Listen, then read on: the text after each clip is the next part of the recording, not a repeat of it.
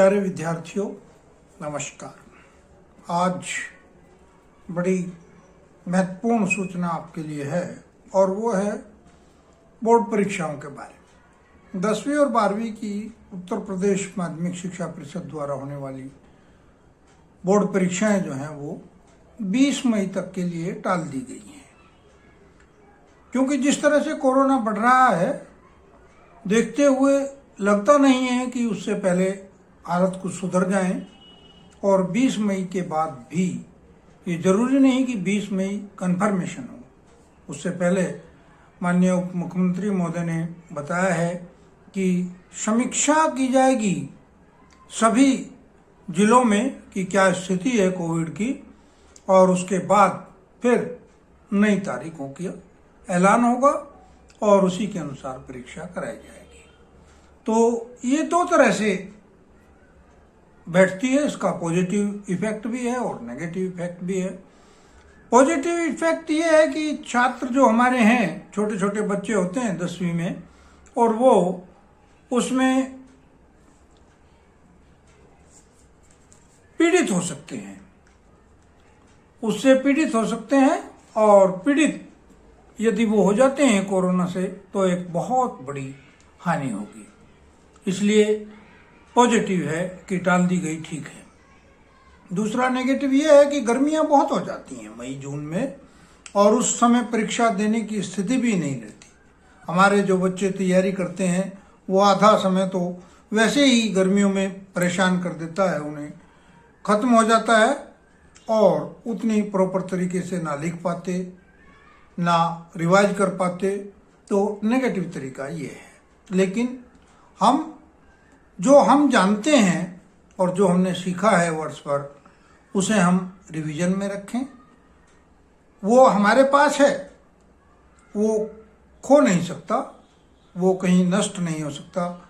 इसलिए उस स्तर का जानना आपको जरूरी है। भले ही जैसे अभी आपने सुना होगा, कल ही महत्वपूर्ण निर्णय आया कि सीबीएसई बोर्ड ने 10th की परीक्षाएं निरस्त कर दी गई है, खत्म कर दी हैं, और 12वीं की निरस्त कर दी, आगे बढ़ा दी गई हैं।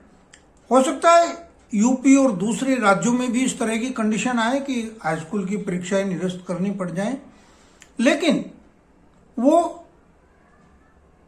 किन बच्चों के लिए फायदेमंद है?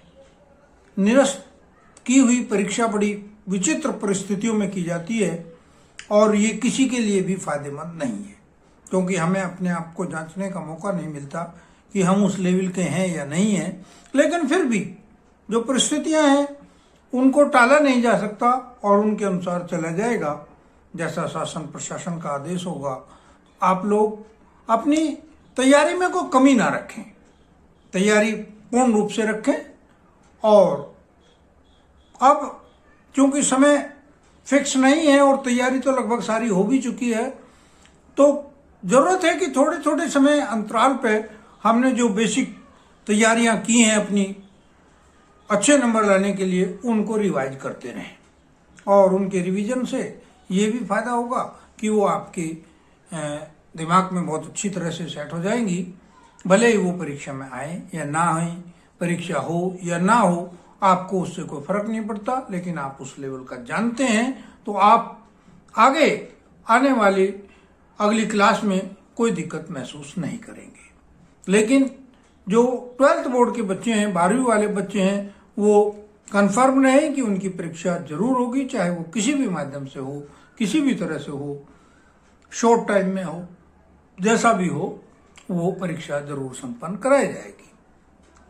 और बाकी मैं समझता हूं कि जैसी कंडीशन चल रही है, इसमें ज्यादा से ज्यादा बच्चे बाहर ना निकले, मास्क यदि आवश्यकता है तो मास्क का प्रयोग करें, और घर पर ही रह करके अपनी तैयारियों का जायजा लें। भले ही आपने ट्यूशन कोचिंग लगा रखे हैं, उनको बंद कर दीजिए, उन्हें जाने की जरूरत नहीं है। आप यूट्यूब पे दूसरे माध्यमों से, ऑनलाइन माध्यम से अपने घर बैठ के ही परीक्षाओं की तैयारी करें। मैं आशा करूंगा कि आप इन बातों पर गौर करेंगे और घर वाले और दूसरे संबंधित लोगों को भी समझाएंगे कि ऐसी कंडीशन में बाहर निकलना बड़ा खतरनाक है, क्योंकि ये जो दूसरा ट्रेंड आया है वायरस का, ये वाकई में बड़ा खतरनाक है।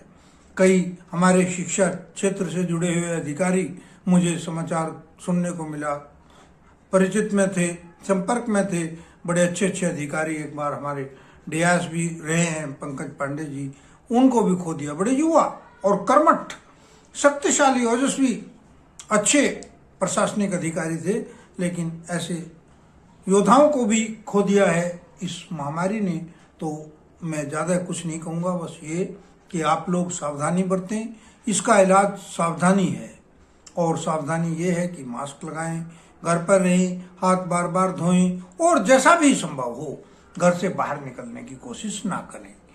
ज़्यादा से ज़्यादा अवॉइड करें घर से बाहर निकलना, और घर वालों को भी ये बात समझाएं।